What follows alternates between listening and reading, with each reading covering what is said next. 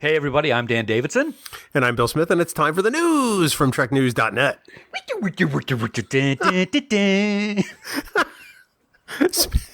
can't even get it out. Spanning the Alpha Quadrant. All right, time to get serious. For all the news on all the Star Trek show. It's TrekNews.net. Barbecue sauce? Online at TrekNews.net. I feel like every week that theme just gets weirder and weirder. But you laugh more and more, so it works. Yeah. So welcome to the news from TrekNews.net, the oldest brand new Star Trek news podcast from Trek Geeks for the week of January 28th, 2021. Dan, first up, we are thrilled to have Kate Mulgrew returning to the role of Kathryn Janeway in the upcoming Nickelodeon animated series Star Trek Prodigy. But if you can't wait that long to hear Kate as our favorite Delta Quadrant captain, there may be something that can help with that. Yeah, there certainly is, my friend. And, I'm really excited about this. And I actually remember you and I hoping this would happen.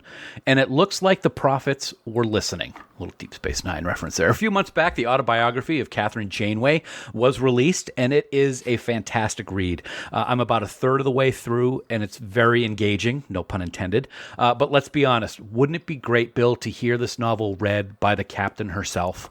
Well, wait no longer, because the audiobook version of this fantastic novel is available right now, and it is performed by the one and only Kate Mulgrew.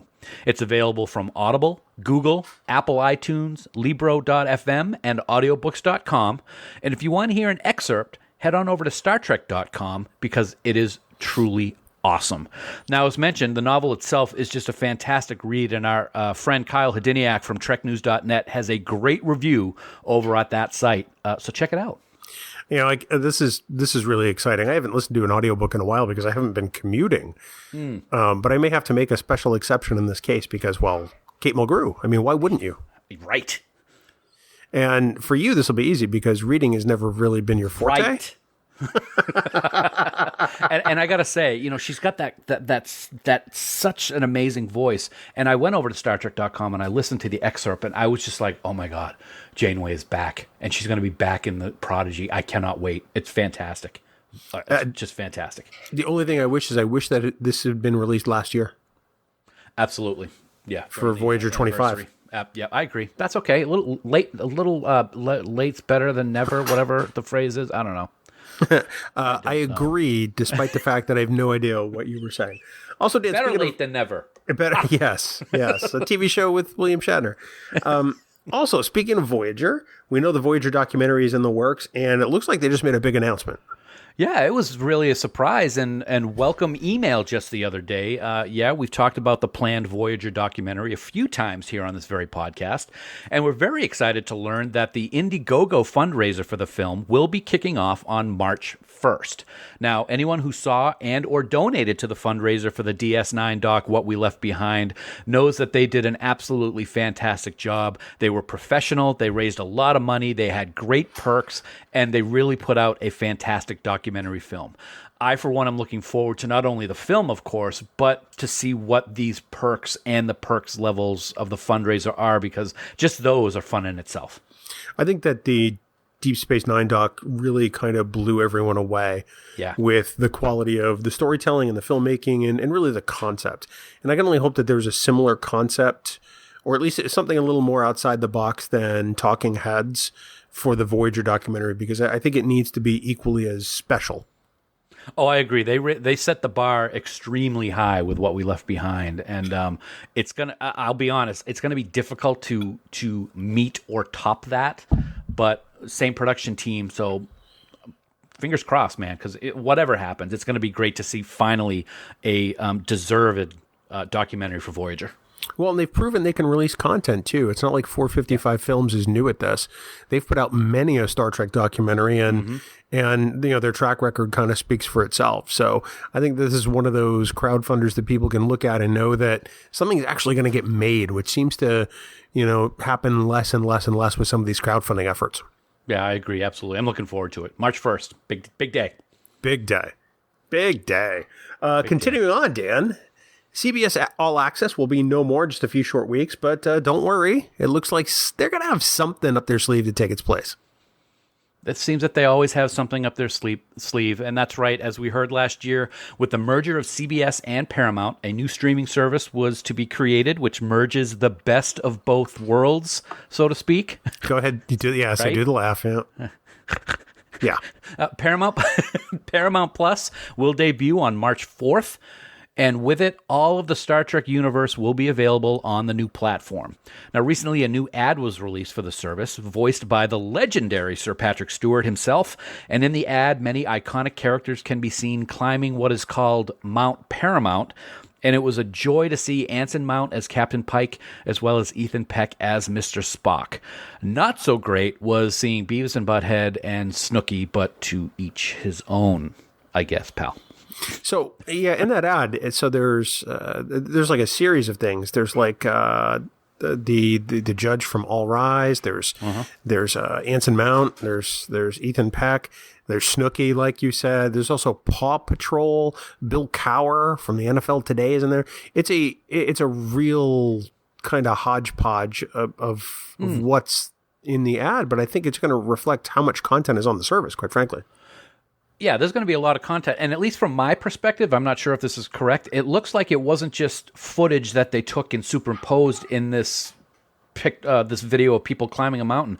It looked like Anson Mount did this for the commercial. He was in his uniform. He had snow blowing in his face, and I don't remember that happening during Discovery Season 2.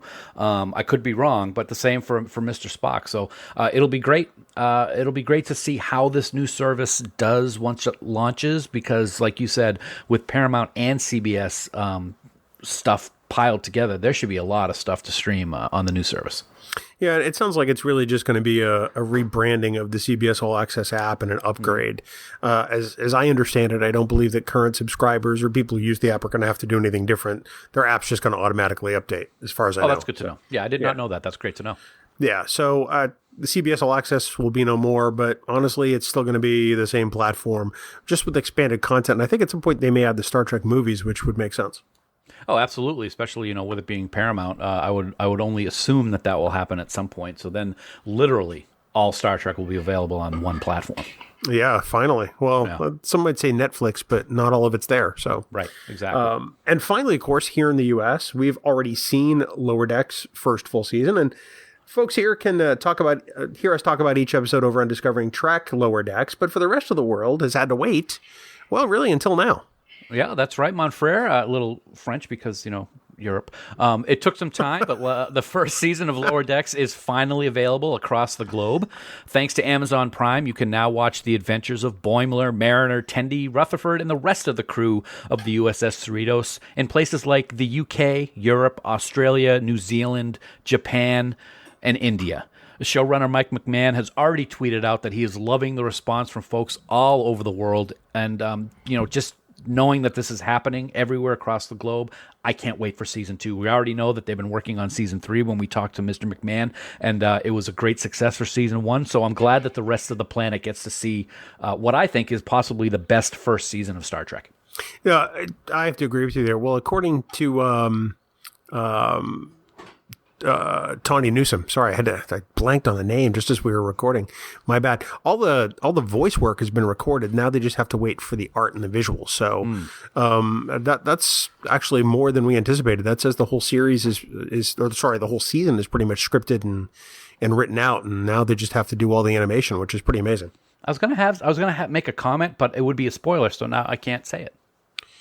Well, okay. Listening across the world. Well, I'm sure they appreciate it, although I think they got the series all at once as opposed to weekly like we did. I believe you are correct, yes. So I'm sure people have been binging it. Go ahead, say it anyway. We'll spoiler alert it. If you don't want to hear the spoiler for Lower Decks, just skip ahead about 20 seconds. I can't wait to see Shax at the head. Oh. Oh, wow. Sorry. And just to get away from what I just said because it was so bad, our friend Blake Strike actually down in Australia was talking to me the other day on Instagram, and he had just finished watching the finale. So yeah, they did get the entire season all at once. So nicely done, friend. Nicely done. Nicely done indeed. That does it for the news from TrekNews.net for the week of January 28th, 2021. Of course, remember, for all the news on all the Star Trek show, please visit our great friends at TrekNews.net. Have a great week, everyone. Live long and prosper. Coconut.